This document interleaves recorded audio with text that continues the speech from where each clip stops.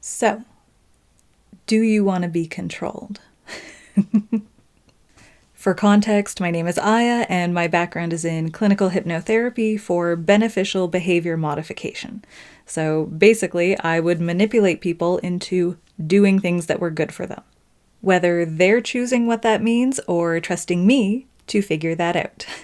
And one of the happy side effects of having this kind of background is that manipulation, for good or ill, is usually pretty clear to me because I'm interested in it. I notice it. Of course, there are going to be cases where I just don't pick up on something, but understanding the positive side of manipulation and why a lot of people want to be manipulated, that goes a long way to noticing how manipulation operates in society. At every level, from the personal to the international.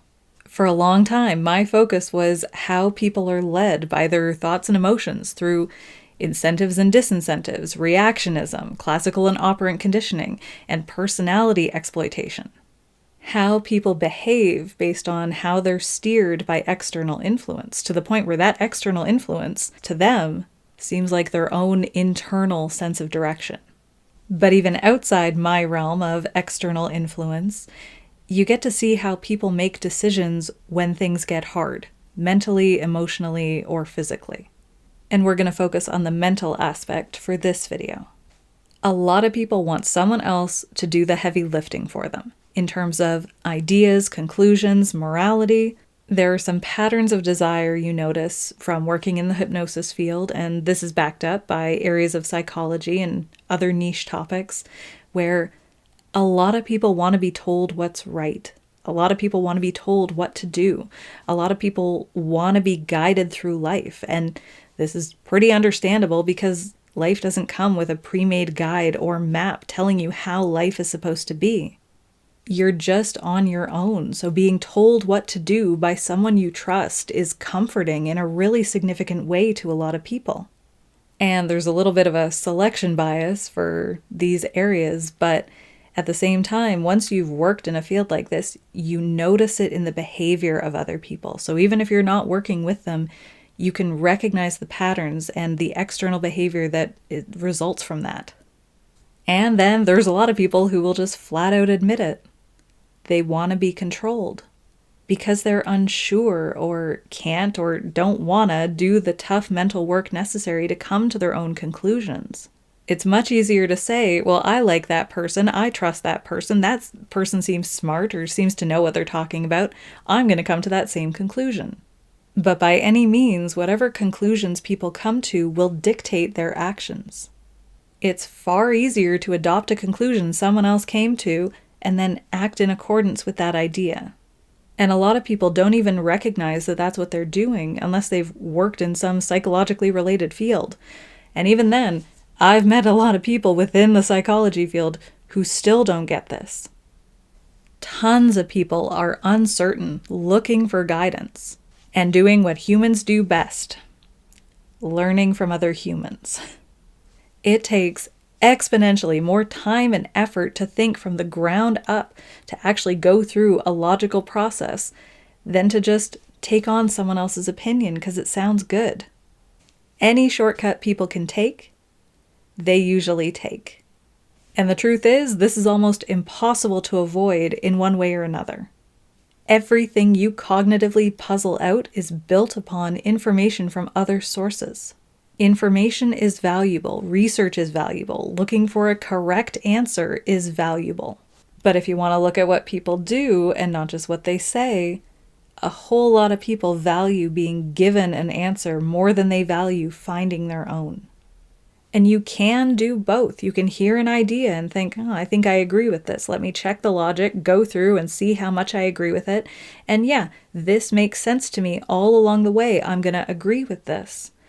But the problem is, a lot of people think they're doing that when they're not. The worst position to be in, which is coincidentally the hardest position to get out of, is when you think you're coming to your own conclusions when you're just parroting someone else's. An end result sounding correct, sounding logical, is not the same thing as logicking it out from beginning to end and checking the work. And one of the best ways to do that is to talk about things, to have discussions with people who, in good faith, are engaging with your argument, which seems to be in short supply today.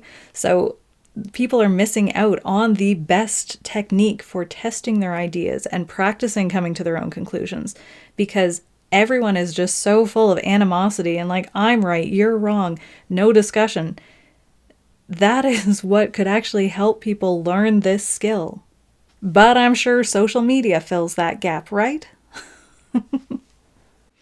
And you want to know another tell that people are borrowing conclusions from others? In non-life-threatening situations, so we could just say arguments, generally a lot of people will defend someone else quicker and more vehemently than they will defend themselves.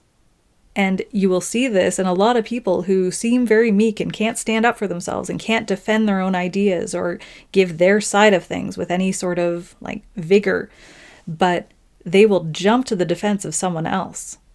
Because looking in on an immoral or unfair situation grants the observer a heightened level of confidence in their own judgment.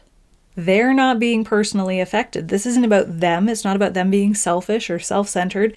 They're an objective observer who doesn't have a horse in this race, and they can tell you what is right or wrong. Whether it's true of the situation or not, this is a subconscious behavior pattern that comes up for a lot of people. They can more easily and more ferociously defend someone else than themselves. So if you can't have a rational, down-to-earth, good faith discussion with someone, that is an indication that their ideas are not even their own. Because a lot of people will defend someone else's conclusions more than they will their own. They're not secure in their answer because they didn't do the work. When you go through the process of forming your opinions from the ground up, you have an inherent trust in their correctness because you've been through it. You've done the work. You know the steps that it took for you to come to that conclusion. They don't have that kind of confidence in their ideas because they didn't formulate them themselves. They get angry, defensive, over-emotional, completely venomous because they can't defend an idea that they don't really understand. They go into severe, over-emotional defense mode over another person's ideas in a way that people who have their own cohesive sense of reasoning don't often do. Logical insecurity breeds over-emotionality. There are plenty of people who are super emotional who can also be super logical. They don't cancel each other out. We are entering the realm of complete unhealthy emotional responses to logical fallacies, logical shortcomings. And that means risk. Over-emotionality is based on insecurity of some sort, which ultimately means fear. If someone's being over-emotional, emotionally unhealthy, in general, it stems from a lack of stability and surety. Right or wrong, correct or incorrect, if someone is being over-emotional, it means they don't feel safe for some reason. And if you haven't found your own answers or developed a well-integrated system of beliefs and opinions, then as soon as someone pokes and prods at that, it triggers a general amorphous fear that they don't really know what's going on. Again, emotion in discussion is not a bad thing. It doesn't cancel out logic. It actually works better in tandem with it. But as soon as it crosses the line into over-emotionality, you can't have a rational discussion with someone in that fear state. Because if they had logic, it's now left the building, or they might not have even had it in the first place, and that's what's leading to this kind of over-emotional response. And all of this can be happening subconsciously, whether someone thinks about it or not. And to clarify, this isn't about original thoughts. You're not expected to come to any conclusions without some sort of help. You're not supposed to develop ideas devoid of any other input. There are people out there who are probably way smarter than you. It's okay to stand on their shoulders and use their insight to inform your own opinions. But if you're not consciously going through and picking and choosing what you agree with versus what you don't, then you're just adopting their opinion. Nothing has changed. You haven't done the work. You just like their answer. And maybe their answer is good and you want to just say, you know what, I like that, I'm going to go with that, they're smarter than me, that's fine. But you need to be aware of that because you can't enter into any sort of debate, any sort of argument to defend that idea if you don't understand it. You need to be aware of that boundary where someone else's opinion ends and yours begins. Are you agreeing with the person or the idea? Two very different things. Are you agreeing with the logical process to get to the conclusion? Or do you just like the conclusion? Again, two very different things. A good test of your reasoning is whether you can agree with someone you don't like and disagree with someone you do. No one is right about everything 100% of the time. Good people can be wrong. Bad people can be right. How you judge what a good or bad person is going to be unique to you. If someone you like is wrong, can you identify it? And if someone you hate is right, can you admit it? For a lot of people, both answers to those questions are a painfully obvious no. They're not doing their own thinking. They chose someone they like and are copying them. If you find yourself doing this, because pretty much everyone is guilty of this at some point, but if you find yourself doing this, really simple yet difficult solution is to start seeking out what you agree with from people you don't like and narrowing down what you disagree with from people you do like. Because it is really easy to fall into this pattern. It is easy to get stuck in this trap of thinking that, yeah, I know my opinions, I agree with everyone I like, everything is sure, everything is certain. That's not a good sign. You see it all over politics, social issues, interaction dynamics.